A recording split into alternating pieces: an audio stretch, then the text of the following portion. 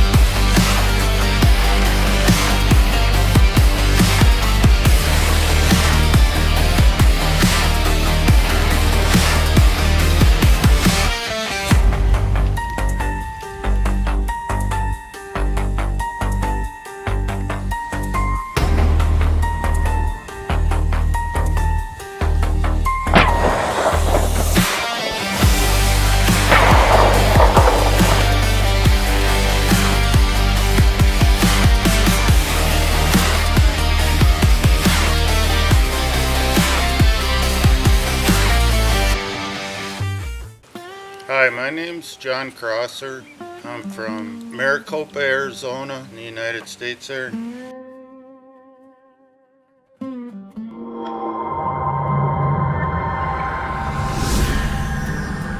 Ranchero Safaris, delivering dreams. Olive Productions. Your hunt, your story, your legacy.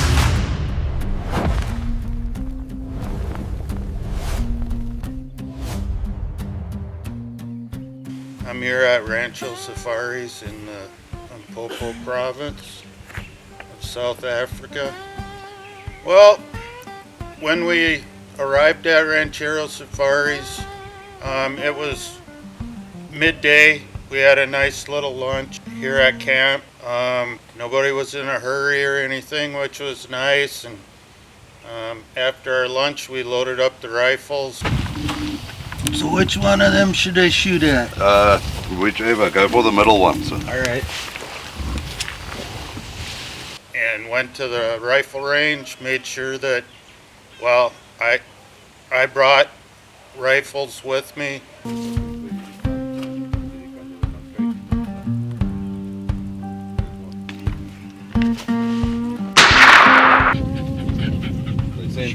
Shot looks good, yeah. Awesome. Which is rather easy to do, or the fellow that I also traveled with and hunted with, my friend from Iowa, he rented a rifle from Ranchero. All right, just one click on the safety. Back. Yeah. I'm left. Better Steve. Okay, what do you want me to shoot at? I think go for the top one. Okay. So you have options there. You can either bring your favorite rifle, or you can rent one from Magnus. They're sighted in good, great working rifles.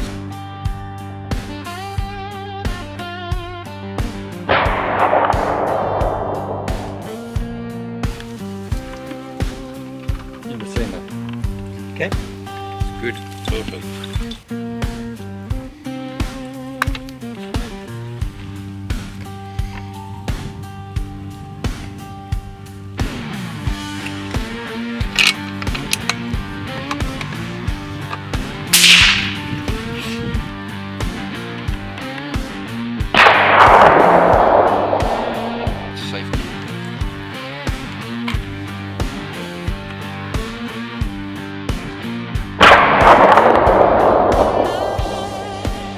So anyways, after our checking the zeros, then we went out and took a look around the property, and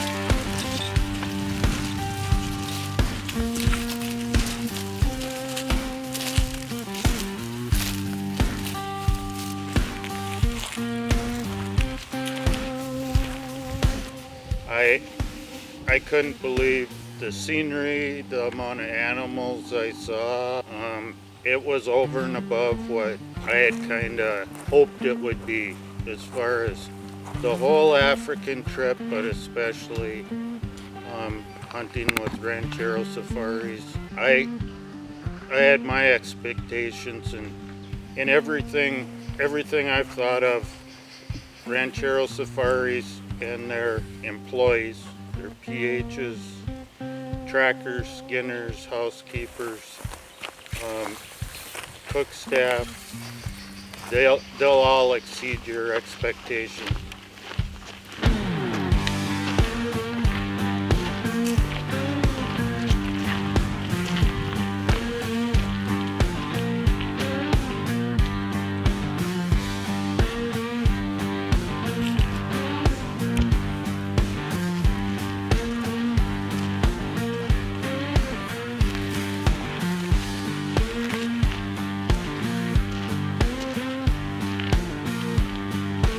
The package that I bought was for a blue wildebeest, a kudu bull, impala, and warthog. So, you know, that was the whole 7-day safari. Also shot a Ninyala, a bushbuck, a Livingston, eland, and the kudu. This is not a joke, people that are watching this. If you come to Africa and you're, like I did, and you're on a 4-animal package,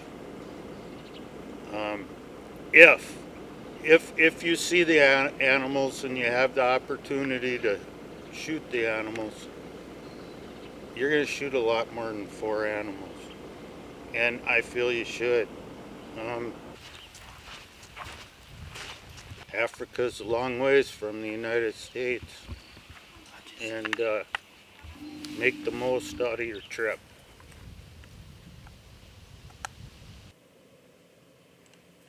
That is a vegetable pie, couscous, kudu, meatballs, and gravy and a salad. All right. Okay, and then for dessert there's a lemon cake with some fresh cream there. Hey, John. But you're going to find out pretty soon.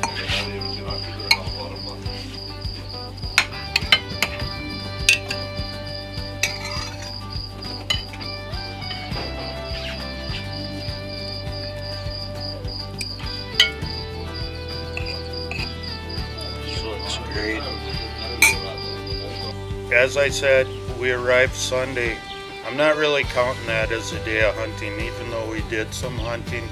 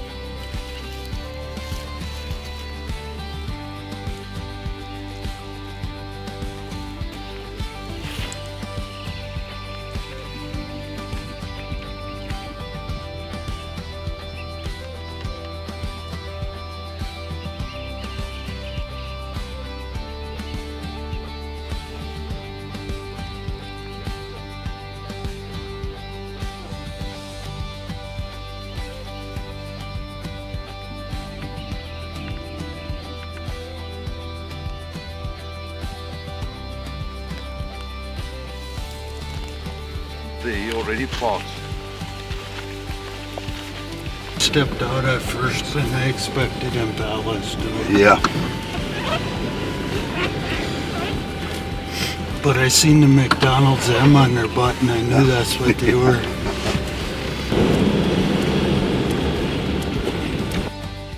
But Monday, I had a wildebeest present a shot to me at about 225 yards. It's a long shot, but that's a wildebeest bull standing there. If you can get it in the chest.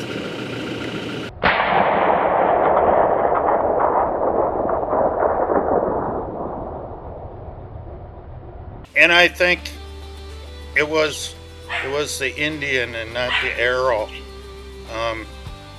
I was shooting at him off sticks and I missed it.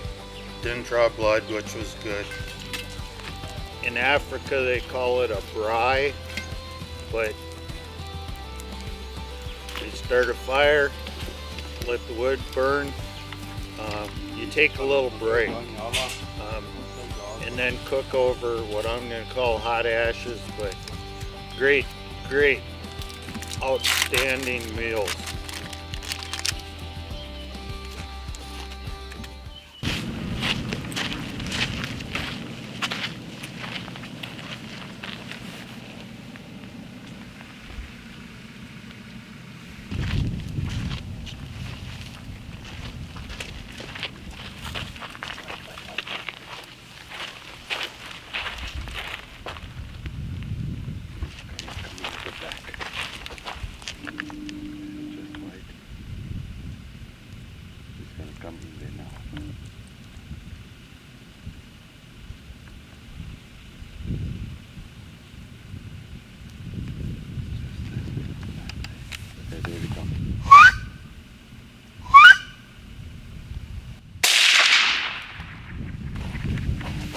I shot him through the hindquarters, I think.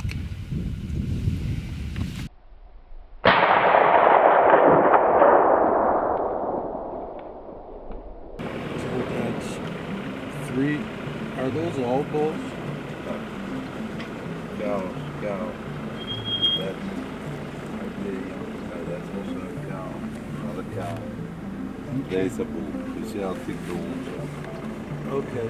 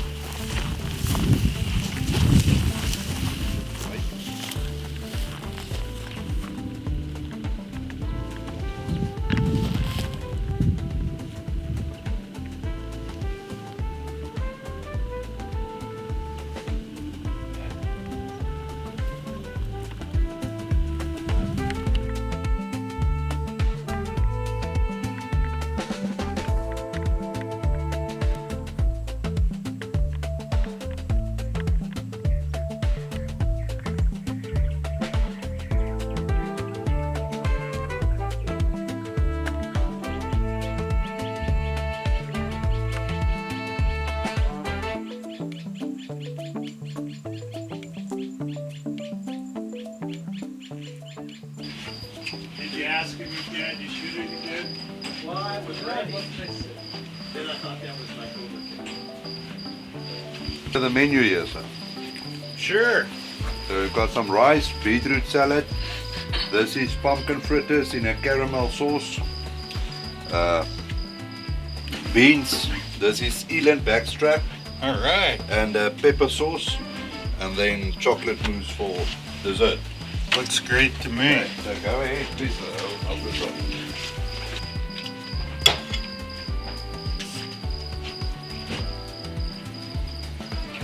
What do we got here, John? Is this rice? Rice. These are, I think Magnus said pumpkin. Pumpkin, yeah. Okay. And then green bean, I'm going to say like green bean casserole, I'm going to call it. And these are kudu back straps. All right. Oh, I'm sorry. I'm renaming stuff already.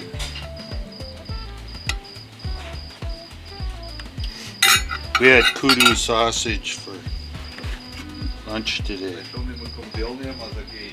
Tuesday, we hunted hard, and I didn't shoot at any animals.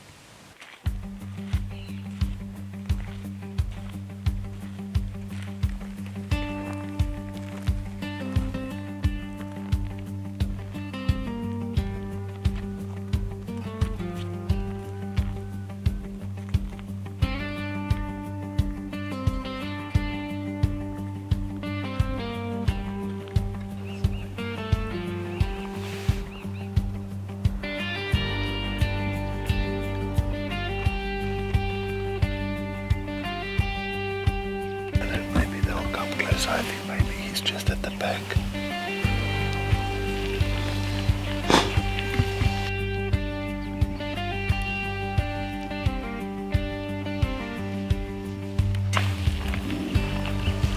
We'll drive closer, then we'll get off and see if we can spot that bull somewhere then.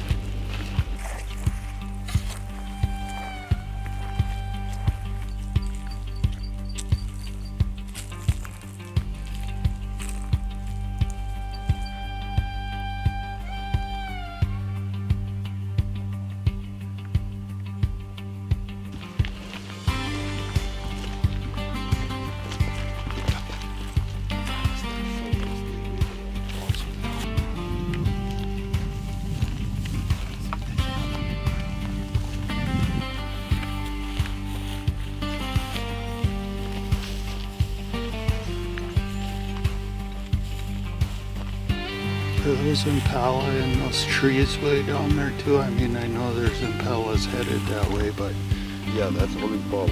okay, so even where the trees are, Yes, it's sir. just that they're in the shade or whatever Yeah. that they look dark. Yeah.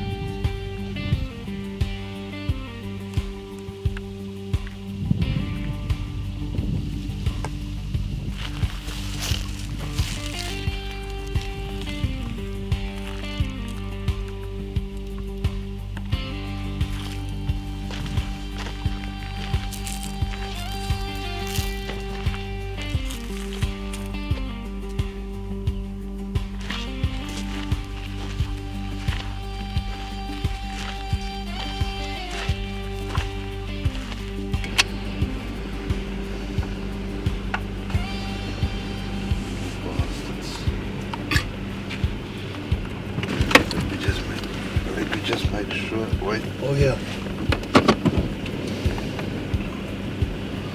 I ain't pulling the trigger till you tell me to. I think we're gonna get a better view from it.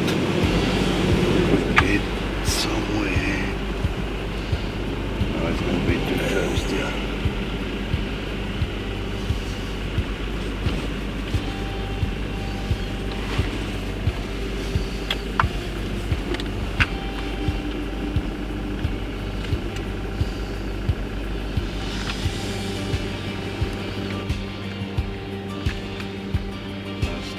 big one. Yeah.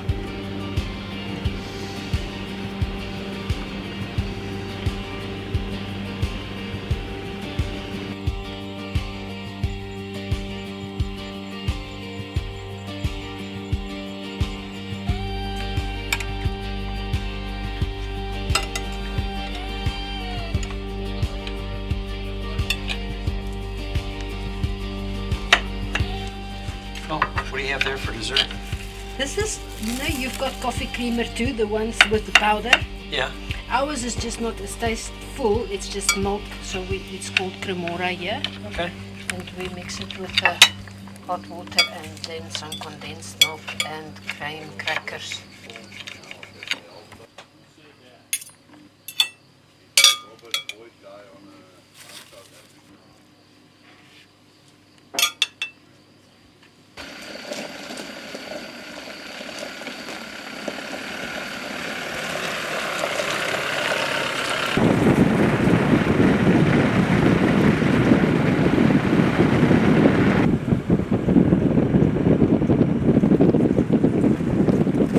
So Wednesday morning, we had a great breakfast at camp.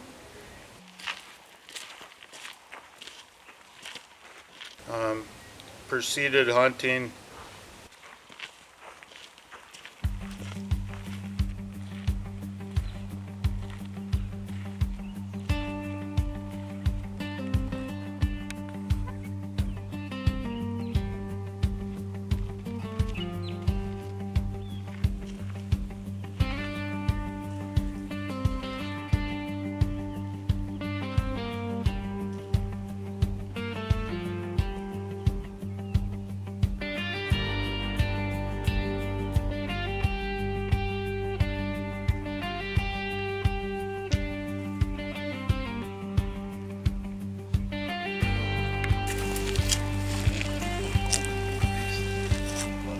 This group, it's a young bull that counts the big bulls. So I see they walk on their own. They are not with them.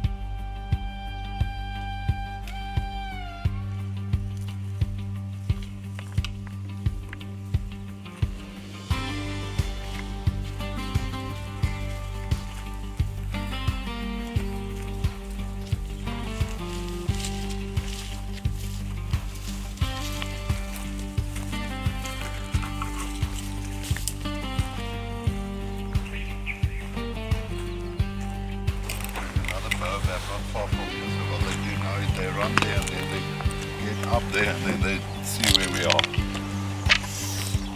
Okay, kom Jan.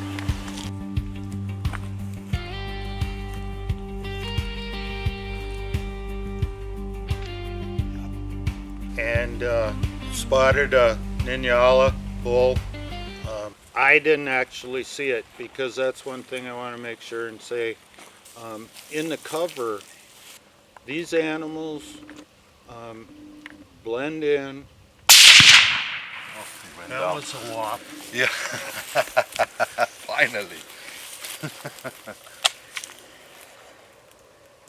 We spotted him and we stalked him, and he made the fatal mistake of showing up at the wrong place at the wrong time, and one shot later I had my first African animal ever. But I did, and I'm kind of glad I did. forgot to flip my safety off. Oh, so now you had For to you all practice. watching this, it's easy to pull a shot.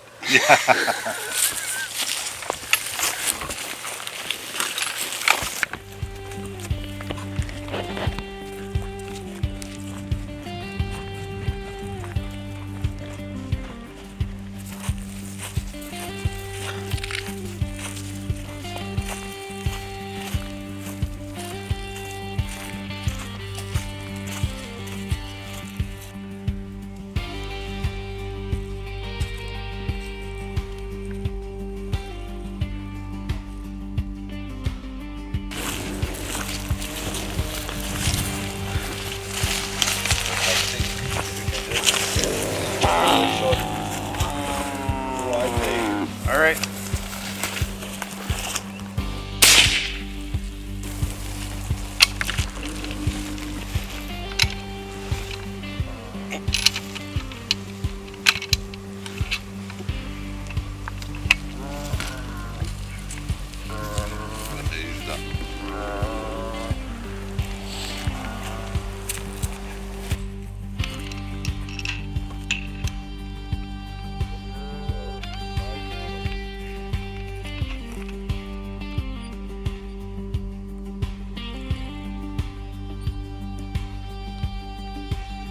I think we're gonna have to go to your gallery.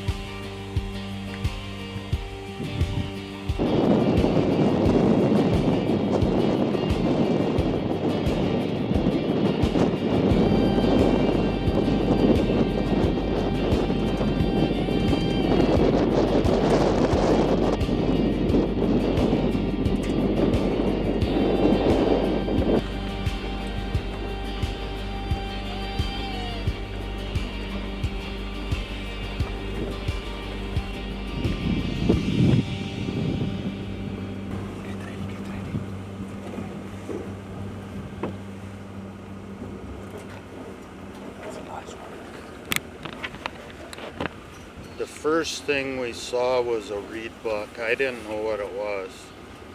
And that was my second and last miss in Africa. Yeah, I saw.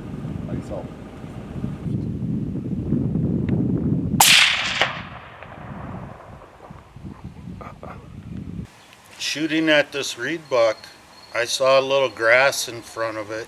The thought went through my mind on the reed buck, I'm gonna aim a little lower on him. I don't want to shoot him high. I want to shoot him more in the what I call boiler room. And there was a little bit of grass, I thought, in front of him, and I squeezed the trigger. The shot looked good to me through the optics. The gun went off, seen the animal, and it went down, looked like it went down right there, and I was like, all right. And we went to retrieve the animal, and there was no blood.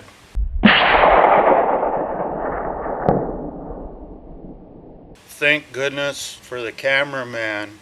He could check the footage, and you can see the vapor trail of the bullet. What I thought was a little bit was about 30 feet of grass, and that grass deflected the bullet, and it never touched the reed buck. But that was depressing to shoot at. So now I had hunted 3 days almost, Monday, Tuesday, Wednesday. and I'd missed 2 animals, which I was kind of depressed at. From there, we went on hunting on Wednesday. We spotted blue wildebeest. Magnus took me on a stalk for them. Your pH will point out what animal you're supposed to shoot and that it's a good animal. And prior to me hunting, going out, when I say hunting, going out in the bush, I told Magnus, you know, if you tell me it's a good one, I'll certainly do my part at harvesting it. So anyways, Magnus put me on these blue wildebeest, and it was amazing. The wind was swirling, and they kind of knew something was up. When we go look for other ones, there's one bull in here that's still too young. So I asked him now, does he have big bulls here? And he said yes, there are big bulls. There must be somewhere.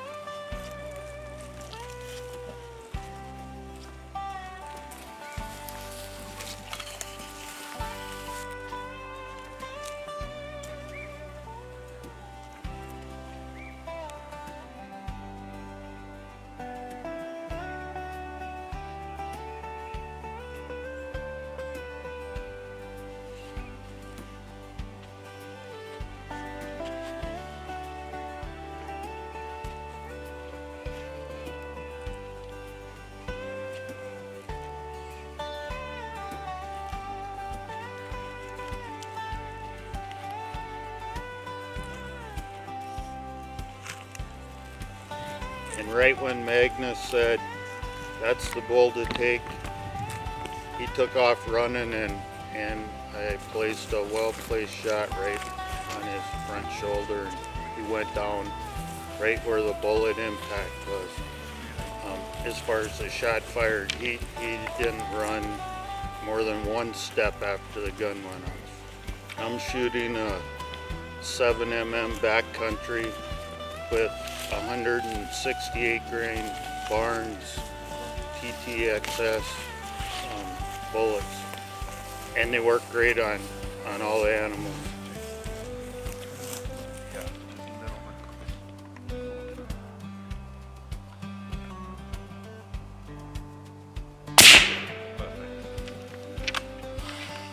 Well done.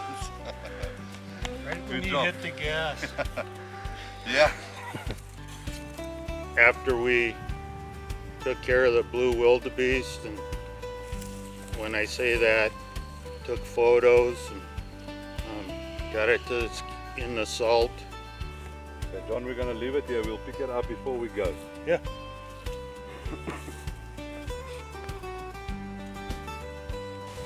But anyways, we went on.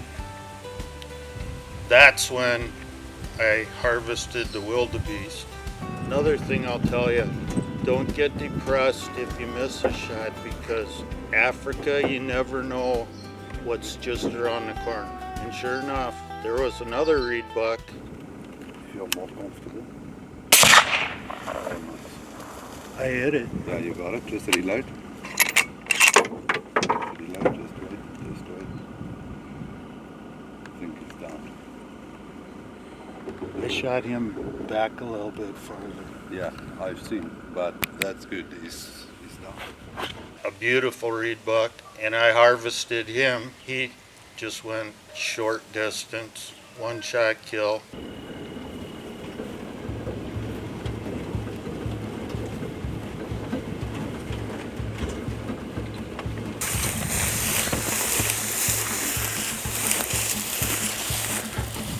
Well done, sir.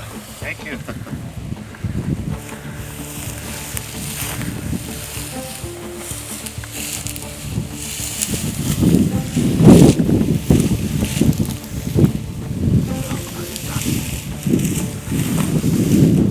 Very nice, huh? Very nice. Very nice. Again, we took great photos.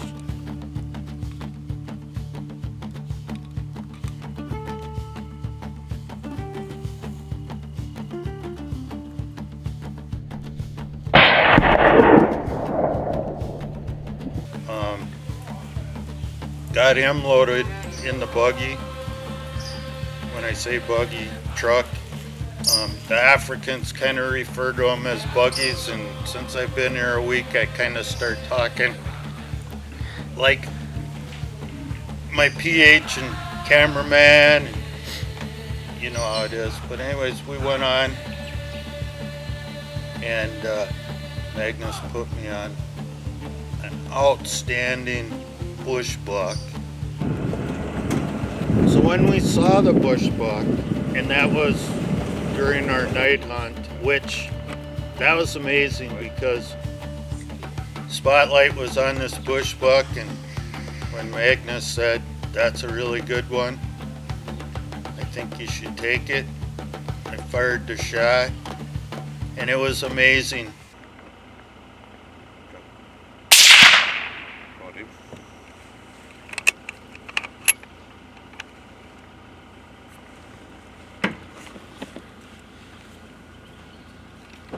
I started out, this is going to be a long night.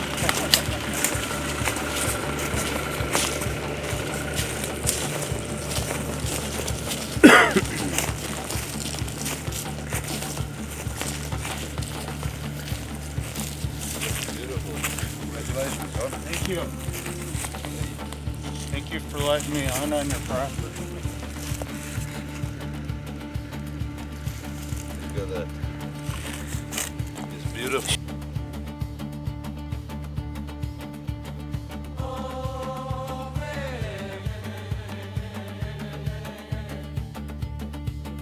You got this little, I'm gonna call it little bush buck, and well placed shot, and he must have jumped in the air about, I'm gonna say 4 feet.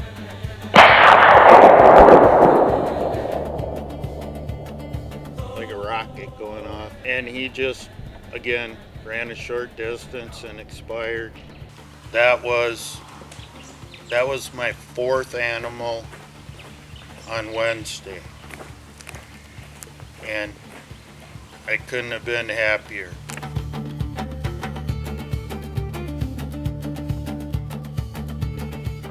So then when we came back to camp, I had asked Magnus, I go, is there any possibility that I could shoot the spiral slam while I'm here?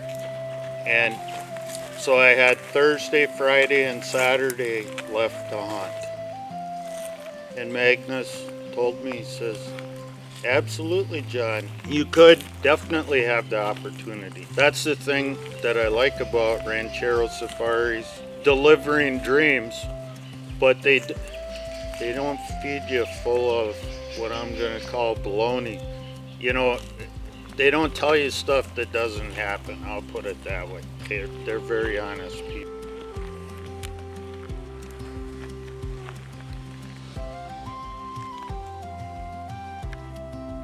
Thursday morning comes along.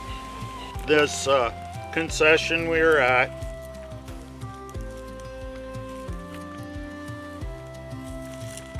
a zebra ran across the road, drove the truck down the road, tracker took the truck. So it sounded to the animals like we had left, drove away, and we started our stalk on the zebra. And here again, my story is take what Africa gives you. We knew there was wildebeest right there. We knew there was at least one zebra. We started our stalk in the bush, and again, tracker's amazing. And you could hear the zebras talking to each other. And then, while we're stalking the zebra, you can hear what I'm gonna call click, click, click of the elands. There was a herd of elands there. So right in the bush, we were surrounded by wildebeest, zebra, and eland. And the bush was so thick, we stood still, you know, to not make any noise. And then squatted down. Magnus sat down on his butt, and he's like, John, get down here. Use my shoulder as a rest. There's eland over here. We watch eland after eland after eland step out into this open, and then all of a sudden this zebra steps right in that same opening. And Magnus said, you know, that's a nice zebra. If you want to take it, go ahead. And zebras have this, I'm going to call it triangle on their shoulder. It's a very good target to aim at. And they put the crosshairs on there and squeeze the trigger. And Good shot. I was looking for a neat one. I should have said zebra. well, I should have seen an animal, but Ja, ik ben even van. Ja. I believe that zebra just fell like a sack of potatoes right on the spot. And those zebras are tough animals.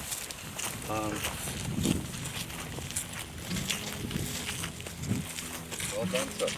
That's right. Oh.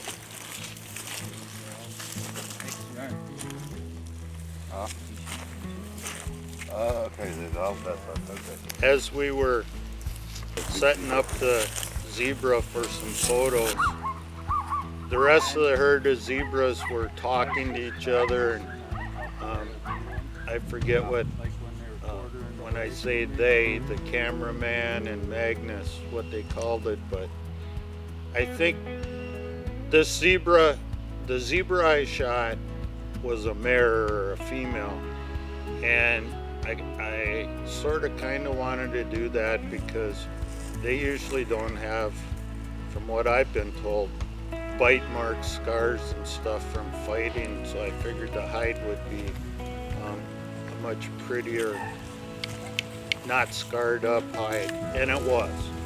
I shot this Burchell's zebra, which is cool because you got your black and white, and then you have what they call shadow stripes that are kind of a light, I'm calling it a light tan. We went to a water hole, a dam, sat up in a blind that was constructed by cutting down some tree limbs and stuff. It wasn't a pop-up blind type deal by any means. It was man-made. I watched this water hole. I don't know. I'm gonna say it's probably like 1 o'clock, 2 o'clock in the afternoon when we went to this water hole. And I looked at my watch, and it was only about 15 minutes, and a young kudu bull came trotting over this hill right down to the water and started drinking. And that was neat to watch him, just his actions. I couldn't believe how long he kept his head in the water drinking. I thought they'd be more like take a little sip and look, but he was content. His reflection in the water, it was fun to watch. But anyways, when he got done drinking, he just turned around and climbed up this dam wall or whatever you want to call it. Saw all kinds of warthogs. They came from behind us down like a draw to the water hole and drank right in front of us. But there was not a, I'm going to call it in African terms, proper warthog. They're, to shoot. But it was fun to watch them.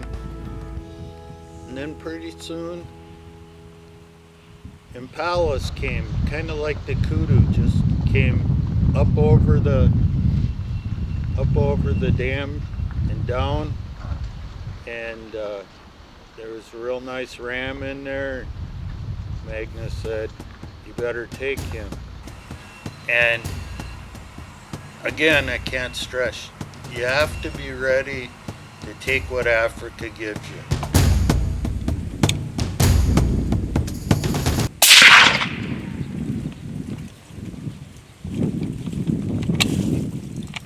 Fucking baboons are coming over the deal. Yeah, that's why I wanted you to shoot quickly, because I was scared they're gonna spook us.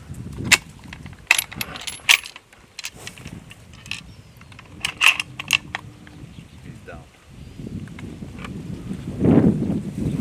But getting back to the Impala, again, it was a one-shot kill, and those were the two animals that I harvested on Thursday.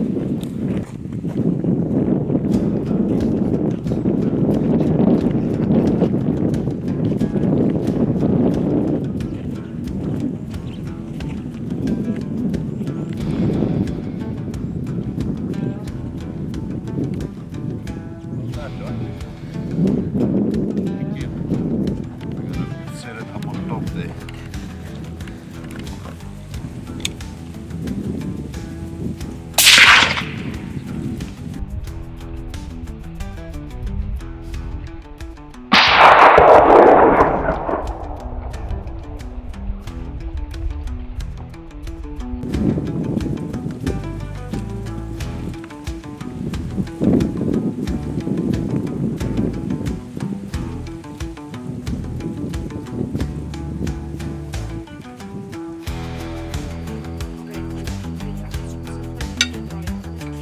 How you doing? Good. How is your day, John? It was good. Started out at Dillon's Free, got a zebra, and then an Impala, and then it cooled off and said that's enough.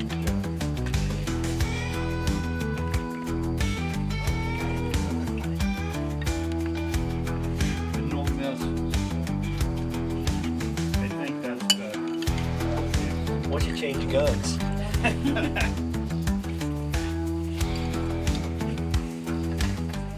Next month I'll be 65. I had a good workout, but I also think I gained about 10 pounds. Our target animal was going to be kudu. And sure enough, we're going down, I don't know what the proper name is for it, but I'm going to say a block. To the right, to the right. Okay, in the bush. Yeah, okay, just wait, just wait. Let's just see what he's doing. Kom bietjie voor.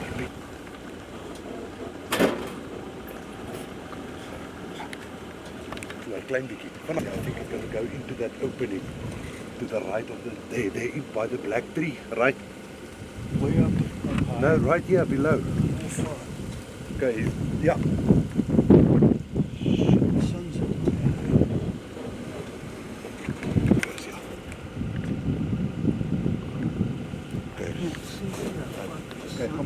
Yeah, there's a lot of brush. The next bunch of kudus we saw, because we'd stalked some and didn't get an opportunity to shoot a kudu, like they call them the gray ghost of Africa, and that's the truth. You can spot them, and where we went in to track this kudu that we had spotted, he was kind of on a side hill by a mountain. There again, I call the kudu the African elk, and I didn't come up with that. I had heard that before. But they're big animals.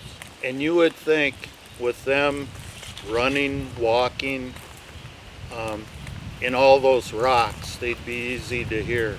And you cannot, I can't hear them. They're the gray ghost. I mean, you see them 1 second and they blend in. You cannot believe how fast they just disappear. But anyways, after one stalk, didn't have an opportunity to shoot that kudu. But anyways, we're in the truck driving, and some kudu cows stuck their nose out of the bush. Magnus told me, be ready. I was riding in the back of the buggy that day so I could be up higher and see stuff. This kudu bull followed the cows out, took off running down the road. I had my crosshairs on that kudu, but I'll be honest, when something's running like that, and of course I came here for the experience and to get trophy animals. The last thing I want to do is attempt a headshot when an animal's running and shoot a horn off or something like that. Or there's a lot of Africa around the kudu compared to the kudu itself. So I put the crosshair right on the kudu's hind end. In the United States we call it the Texas heart shot. And I was just praying that Magnus would say, "Take him, John." And it's kind of funny, but Magnus said he was gonna say okay, and when the O came out, the safety went off and the kudu was shot. Okay.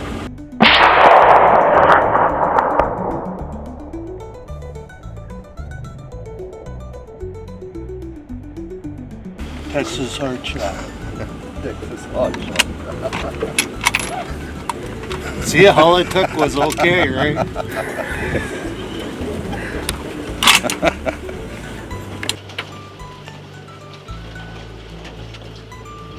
I will admit, I never looked at his horns. Well, I saw the neck, so it has to have big horns because it's a big body. It's a big bull.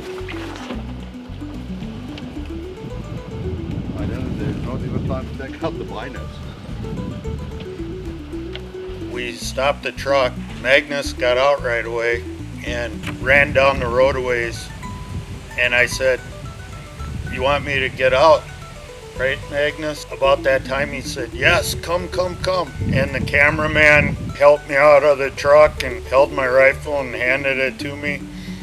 And right when I got there, the kudu, he had been standing in the bush, but Magnus could see him.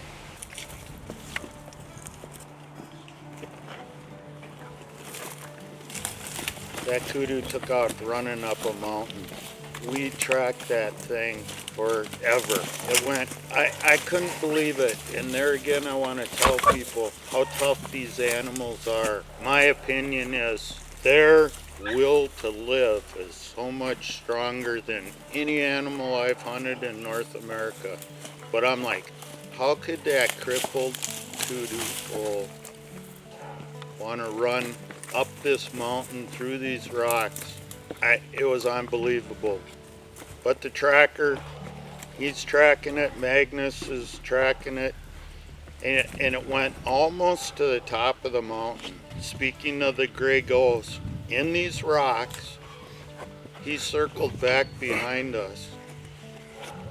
And I'm pretty sure the shot, or whatever, the bullet, whatever you want to call it, he wasn't feeling good, and he decided, I'm going downhill instead of any higher. We all knew I shot him in the butt, but of course you don't know for sure trajectory, I'm going to say, of the bullet in the kudu.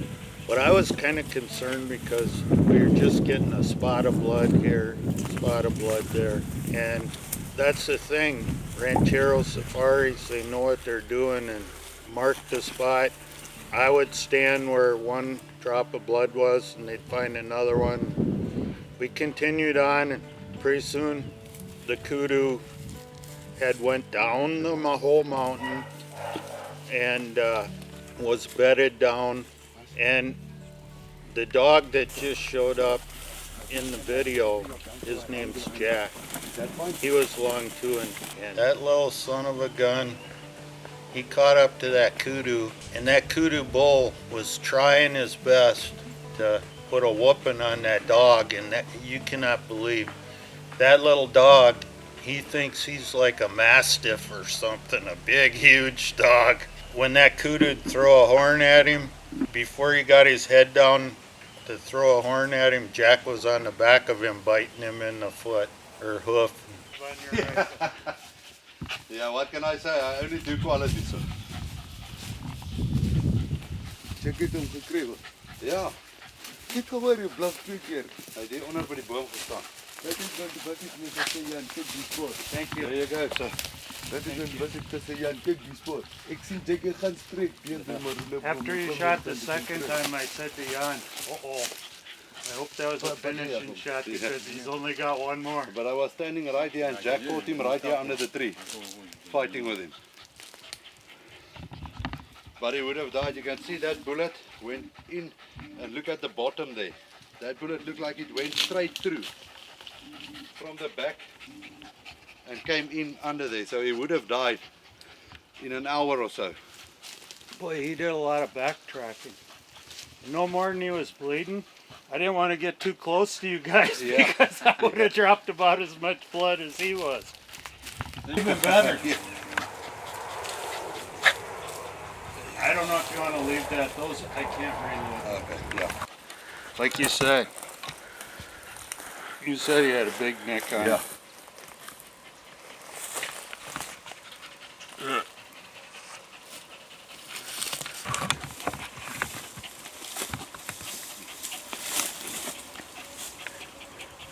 That's neat.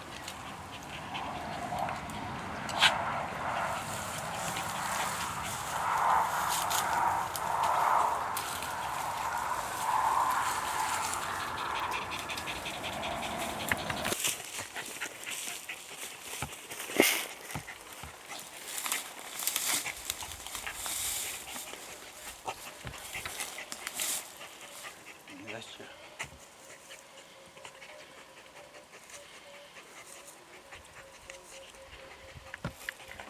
What do you call this? The edge on the antlers? Which one? What do you call this? That's the spiral. Okay. The spiral rift. That's how you measure the kudu. You put the tape right on the spiral and you take it all the way around like this. Okay. To the point.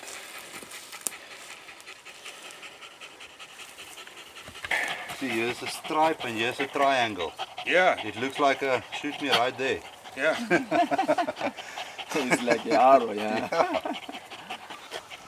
That's a nasty thorn tree behind you there.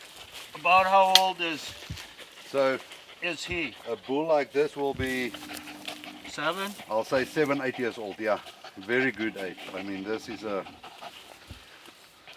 bull is going to be in the 50s. He's old. You can see the secondary growth Yeah. right Yeah. there. So this, I mean, So this. that's secondary growth up to here, right? Yeah, and that's, I mean, that means he's old. So another way you can look at it, when a bull is young, these markings is a very clear 3 dots.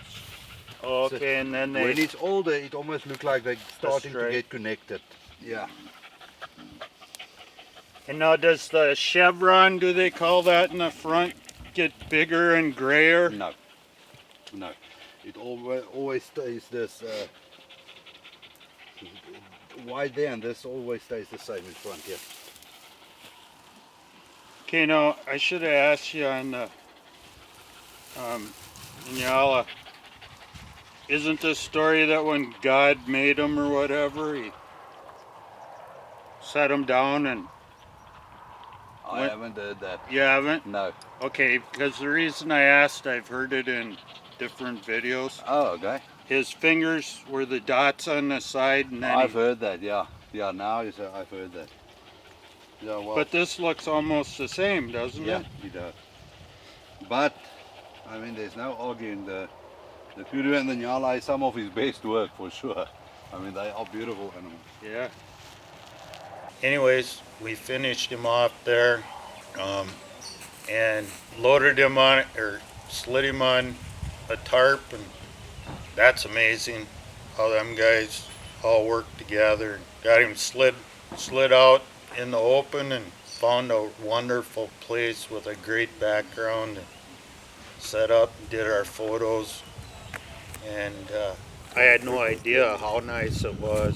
And then Magnus said, John, you don't know how nice a kudu you got there. He goes, this is a wonderful kudu.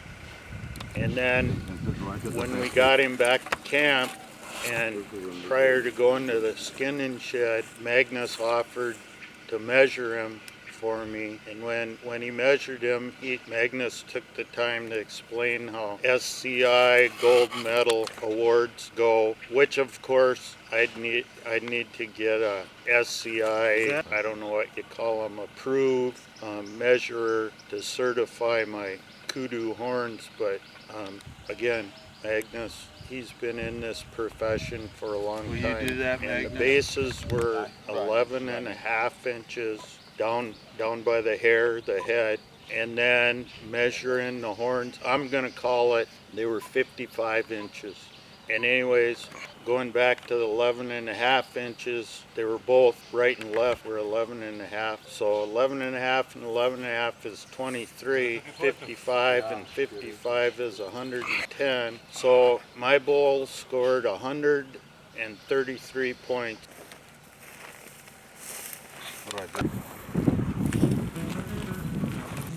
This concession was probably a chance we'd get a shot at a gemsbuck, and so we hunted gemsbuck about 5 o'clock. And then at 5 o'clock we went to a blind by a water hole and sat, because on the cameras it showed that a herd of elands would come right about at sundown, which this time of year is 5:30, and those things were right on time. I think they showed up at 5:25. But anyways, again, Magnus was whispering to me, communicating, and at the angle the eland approached the water hole at, Magnus could see him for a long time before I seen him. And then when this eland bull showed himself, as this is happening, of course it's starting to get dark. And anyways, Magnus said, go ahead and take him.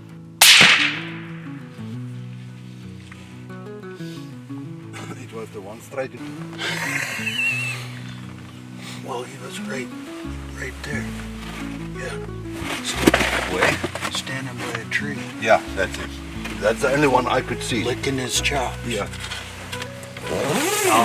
I put my crosshairs right on his head and was looking at his tuft, which I also call the Donald Trump hairdo. And the thought went through my mind, I should just shoot him in the head. And I wasn't, yes, I am going to say, I was excited. I think I would say that my PH Magnus would say, I do a good job of controlling my emotions, as far as I don't get all shaky and stuff, but I'm like a little kid in a candy store when I'm hunting. If you lose that enthusiasm, the excitement, I think that's a bad deal. But anyways, getting back to this eland bull, I proceeded to bring my crosshairs down his head, on his neck, and I thought he was standing directly facing me. So me thinking in my head, I brought the crosshairs down his neck to where I thought the bottom of his neck met his body, and I squeezed the trigger, and you didn't hear that kawamp.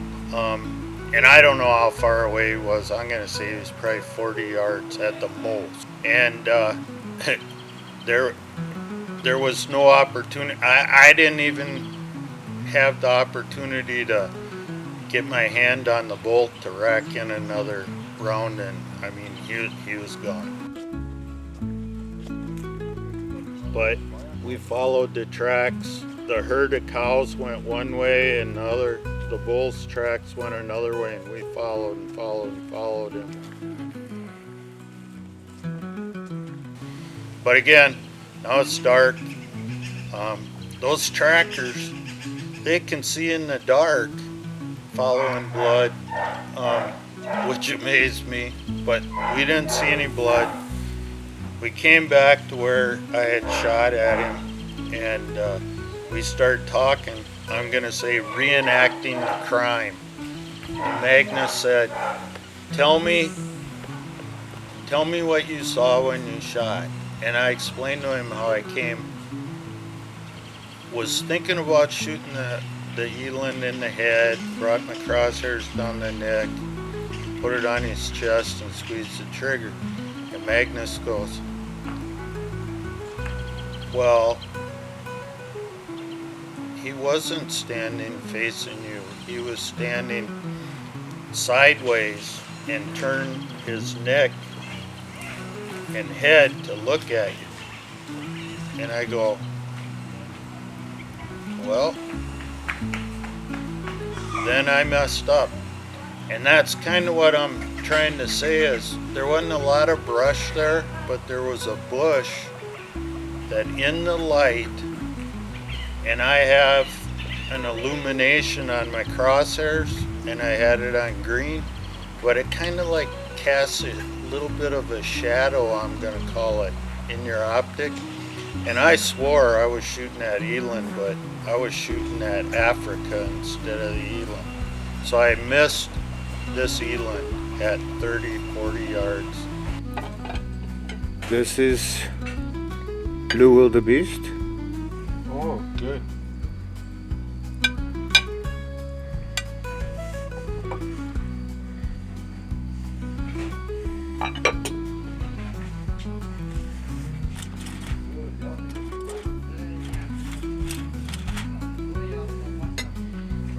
That's mash.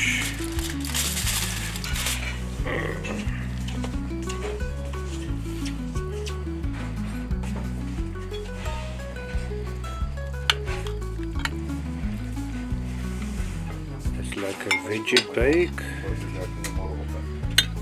There's some sauce. Okay. And here's gravy for the mash. Very good. Perfect. Now, I gotta ask, what do we use this sauce for? You Put can on the meat? put it on the meat if you'd like. It's a Yeah. pepper sauce. Yeah.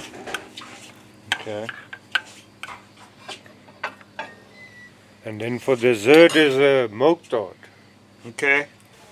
So I went to bed that night with 3 of my 4 animals that I needed to take for the spiral slam. So I kind of dreamed that night about eland. So Saturday morning, PH Ryan, my friend Scott's PH, and he had conveyed to both Scott and I that we're going to have a long drive, but this concession was about, I'm going to call it 3 hours from camp. There was lots of eland on it. We left camp with 1 tracker and 4 skinners, I believe, and away we went.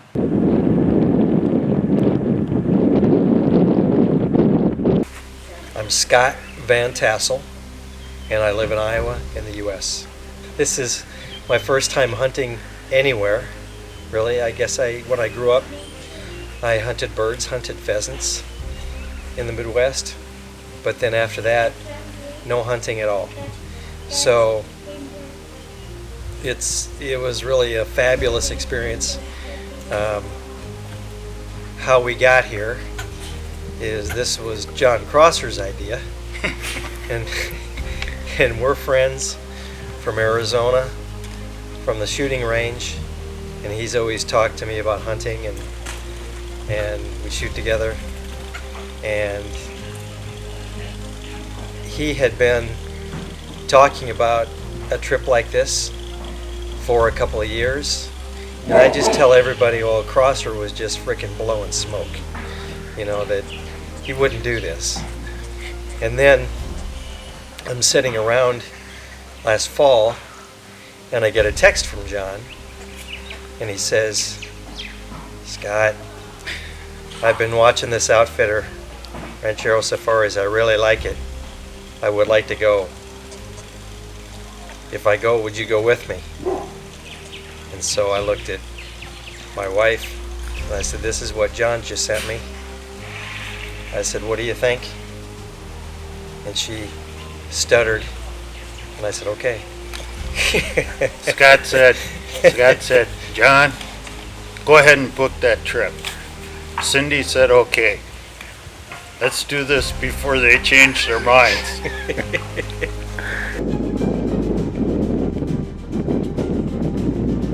So then there's yesterday. So then, you know, it's a late night on Friday, and then so go to bed about, I don't know, midnight, and then up at 3:30, get some food. Had breakfast. Had breakfast. I took a picture of PH's dashboard clock. It said 4:12 a.m. When we went out the gate. Yep. Yep. Takes a good 3 hours, you know. Yeah. Let's say. By the time we did what we did to get over there, and then that concession over there was spectacular too. I mean, we saw so many animals. It's just kind of hard to believe. And we're no more than in there, and we're actually getting a late start compared to when we had started other mornings, you know, because other mornings we were already hunting at 6. Yeah. And then this one was like 8:15, something like that before we started hunting. I was a little concerned about it, but I mean, the animals are so prolific there. And then at 8:40, so we're driving around for 30 minutes maybe, and then I wanted to shoot a sable, and so we saw 3 big bull sables right together, and so took that out, and so that was awesome.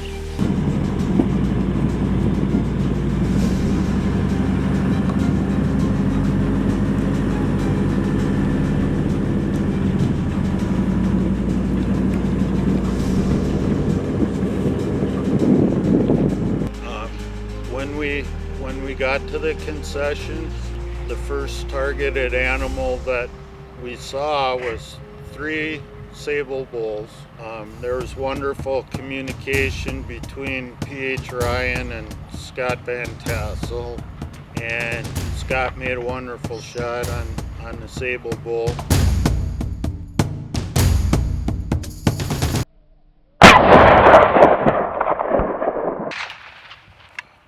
Well, that's a pretty good shot.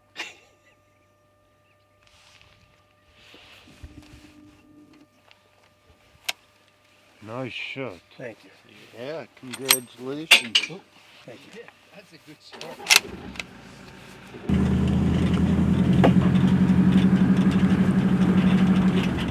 See how that one that came up was still brown? Yeah. Yours was all black.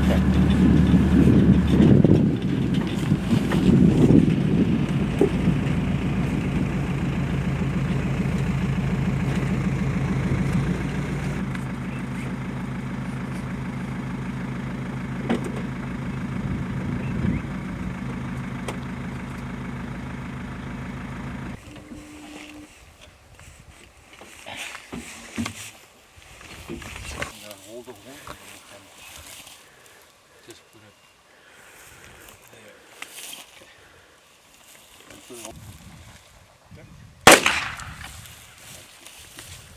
there. After doing our high fives and photos of the sable bull, we loaded the sable in the buggy and continued on. Now we are just hunting. And when I say just, both of us were hunting for eland.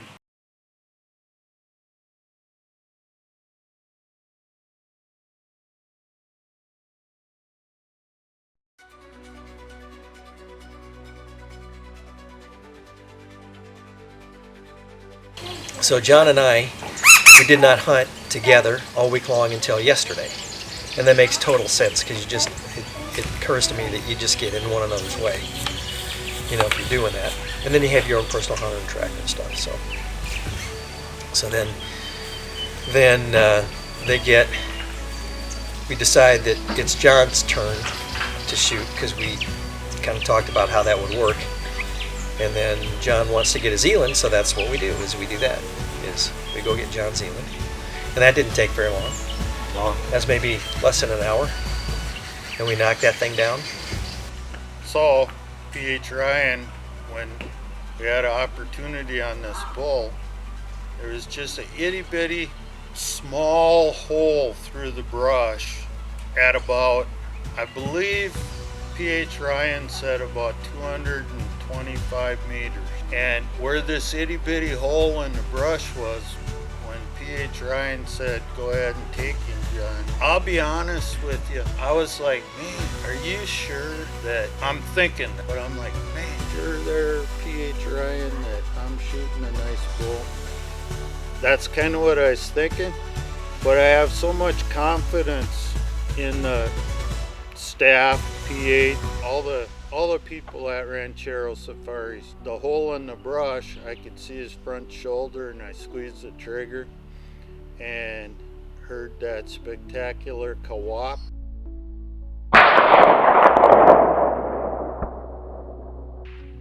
Yep. Right over a branch. So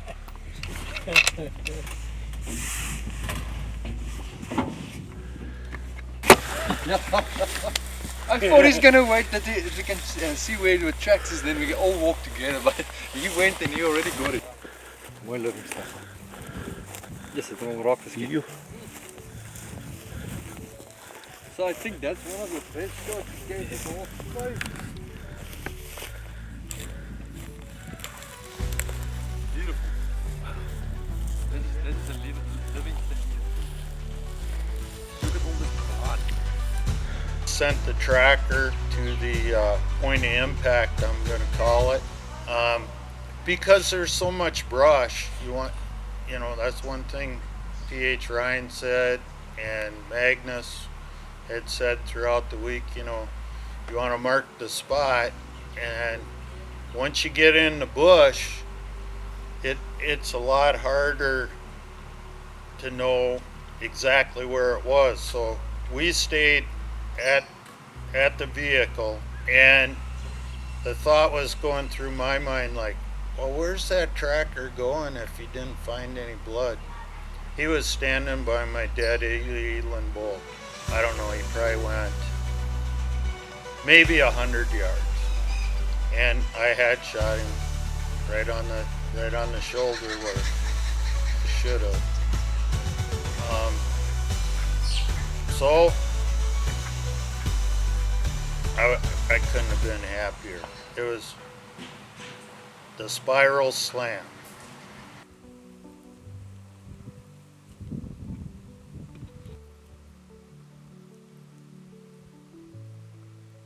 You look great.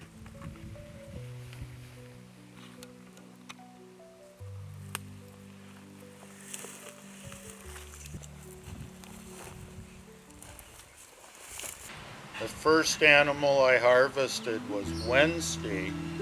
So you have Wednesday, Thursday, Friday, Saturday. I got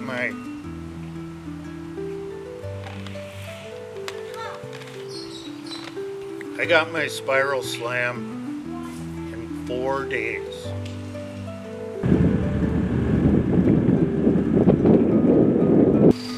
And then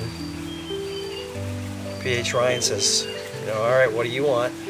I said, well, if I can't shoot, I want to shoot kudu. They said, no, that they're repopulating over there, so I couldn't do that.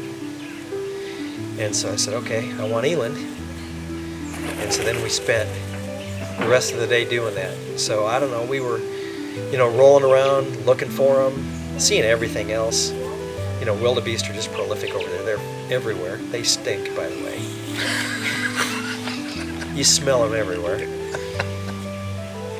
But I don't know, they said 2,300 acres or something is this concession. It's just massive. So we're driving everywhere where I don't think a vehicle can go. And so then we come across this herd, and then we start chasing of eland, yeah. And then we start chasing them, and all over. And I bet we chased them for pushing 2 hours. You think? All of that? Yeah. And then PH gets his plan, so he's always saying, I got a plan. So then we're behind them, we're beside them, and the plan is to get in front of them because they were down in a river valley. And so we did. And then, we get out of the truck and we're freaking busting ass. And I'm all excited anyway, and this 375 is a freaking elephant gun. Damn thing is so freaking heavy. Hauling that thing around. So I'm going about as fast as I can to keep up with PH, and I kind of wish I had eyes in the back of my head, because John with his two bad knees, I kind of want to know what the heck he's looking like back there.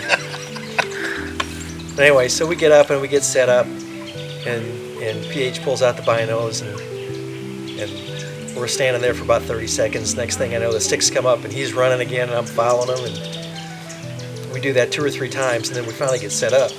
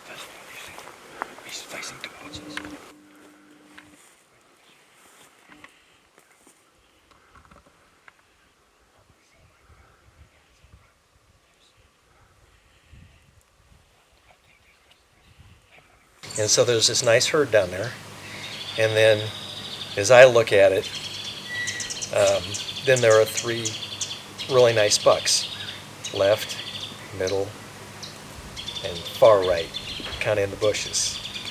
And so we're talking about, Paige says, okay, the one on the right.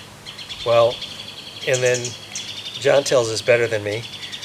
But so PH pulls out his phone and he's got the video thing on, and then he expands and he says, shoot this. And I admit, you know, I saw exactly what he was talking about. But I gotta butt in here. It was so, and that's hunting. It was so fun watching Scott, me being an observer at that point. And you remember a lot more because you're in the heat of the moment. Scott was in the heat of the moment. But I'm watching P.H. Ryan show him expand his phone and say, okay, shoot him right there. He puts his finger on the screen. And I'm standing there thinking, damn, these things ain't going to stand there forever. And I'm not saying anything, but I'm thinking, let's get to putting a well-placed shot and quit talking about, you know. So anyways, go ahead. All right. So there's these 3 there, but my field of view through the scope is I'm really just seeing, I'm seeing kind of 2. And my eye is actually focused on one, not on the one that PH put me on for some reason, because I hear him say at some point, the one on the right, the one on the right. Well, I knew that there was one further right than the one that he put me on that had its head in the stinking bush. And I had noticed that it had the gray beard, so I knew it was, you know, a good buck. And so, I don't know. I guess I'm just either confused or super excited or whatever, but I just saw that, and I knew exactly where I wanted to shoot. Now, I didn't shoot where Ryan put me on. He had to shoot the next animal over to the right with its head in the bush, but I nailed that shot. And then John can tell kind of the rest of the story, but I hit it, certainly, and we're all celebrating that.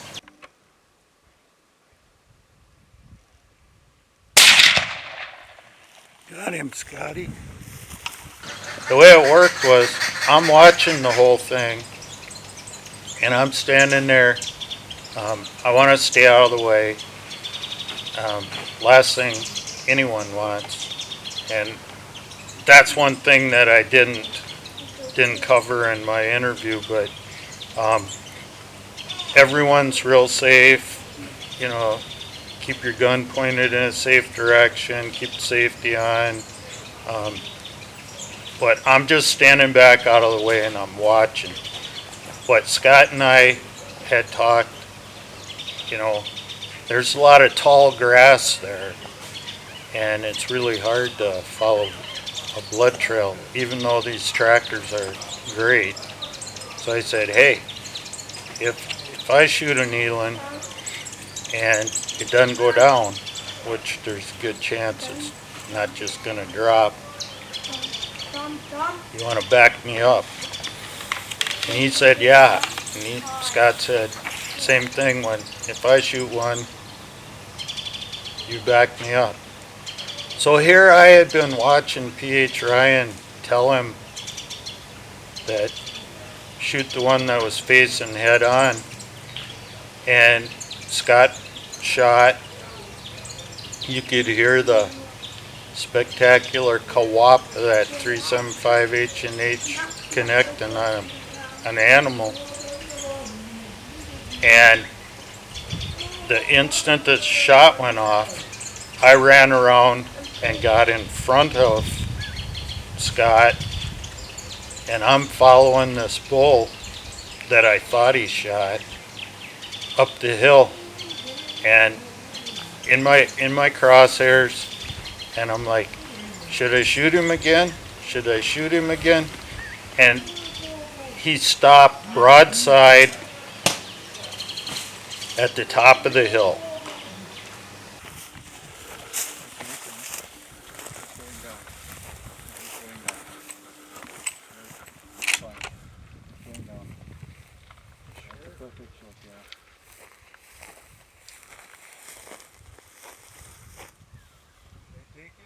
No, it's not him.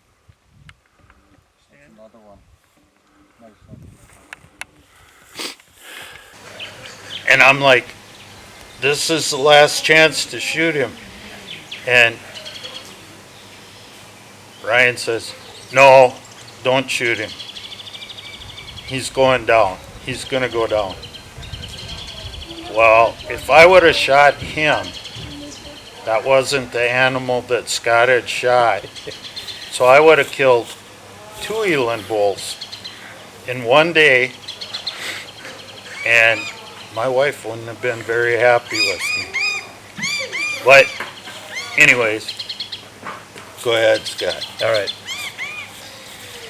So anyway, we go down the ravine to the riverbed. Of course, it's all rocky terrain and stuff, and then back up. And then we're tracking. I don't know what I'm doing. I'm just following everybody, trying to help if I can, look around for this thing. And so they find just a little bit of blood here and there. And we're kind of scattering out. Spread out, Yeah. looking for Kind of spread out. some blood. Yeah. And then John gets tired, so he goes off to the side and takes a leak and asks if it's okay if he just kind of surveys the terrain where he's going. Make sure we don't miss anything down there. And then I think probably when you were doing that or shortly thereafter, PH, what did he say? Did he say he found it? How'd that go? P.H. Ryan, he goes, come here, come here. And Scott goes running. I go wobbling over there, and everybody's kind of squatted down looking through the bush, trying to see under the bush. And out of the corner of my eye, I see something, and I look, and there's the eland. We're about 20 feet from him. And Scott's looking through the bush, and then I knew that P.H. Ryan was just having a little fun. And I go, hey, here's your eland. But that's something we'll all remember, you know, it's fun. I got all of you. I saw you looking towards it. I thought that's bullshit. Well done, sir. Oh, thank you. Congratulations. Thank you very much. Thanks, Johnny. You got me at first, but That's good, boy. Then I can get that smile on your face. I got 2 bad knees. Our cameraman, he's got a knee that's giving him problems, and P.H. Ryan had us all running, looking for an eland that was laying there dead. It's one of them things you'll never forget. Yep. You look at their dewlap, their Donald Trump, And their a neck. little bit horns. I'm not a big fan of horns on eland. Even if it has no horns, it's broken off here. I will rather shoot a big body bull than a thin bull with big Huge. horns.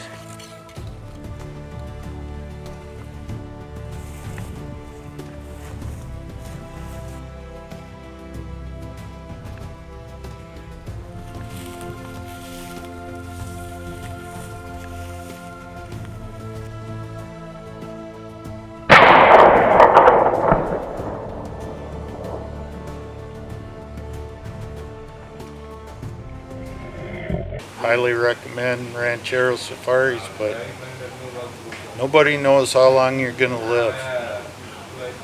Rather you're 65 years old or 20, you know.